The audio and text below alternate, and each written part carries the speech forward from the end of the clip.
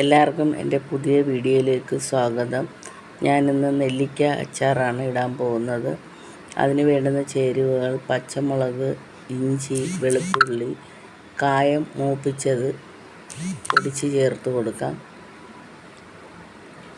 Pan എടുത്ത് അടുപ്പിൽ വെച്ച് കുറച്ച് പച്ചെണ്ണ ഒഴിക്കുകയാണ് ഞാൻ.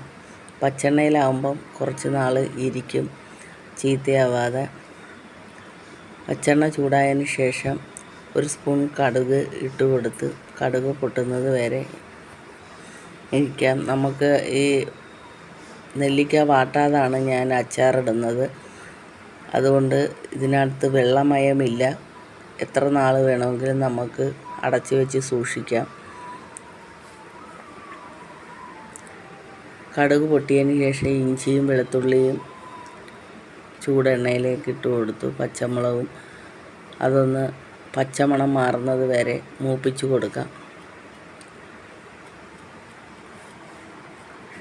2 വറ്റൽമുളകും കൂടിയും ഇട്ട് കൊടുക്കുകയാണ്. നല്ലോണം അതൊന്ന് മൂക്കണം. ആ വെള്ളാംശം മാറണം. ഇഞ്ചിയുടേത് മൂത്തിട്ടുണ്ട്. നമുക്കിനി അടുപ്പ് ഓഫ് ചെയ്യാം.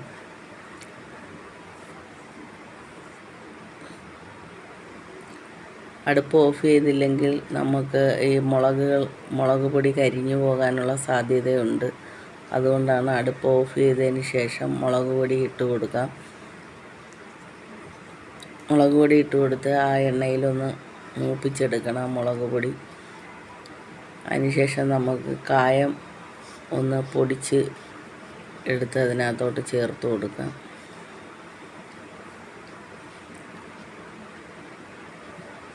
നെല്ലിക്കയുടെ ആവശ്യത്തിനുള്ള ഉപ്പ് ചേർത്ത് കൊടുക്കണം.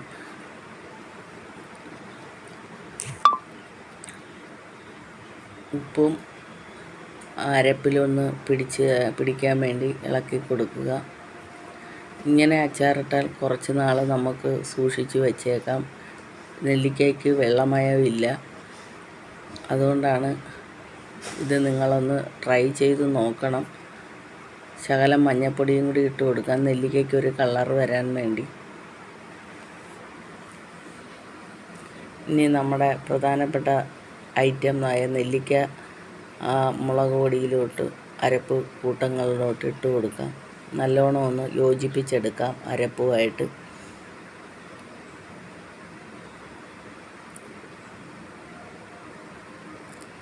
നല്ലോണം അത് നെല്ലിക്കയിൽ അരപ്പ് പിടിക്കുന്ന കണക്കോലെ അത് യോജിച്ച് ഇളക്കി കൊടുക്കണം.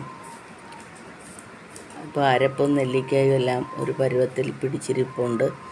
ഇനി 2 സ്പൂൺ വിനാഗിരി ഒഴിച്ച് നമുക്കതൊന്നും കൂടി ഒന്ന് ഇളക്കി കൊടുക്കണം.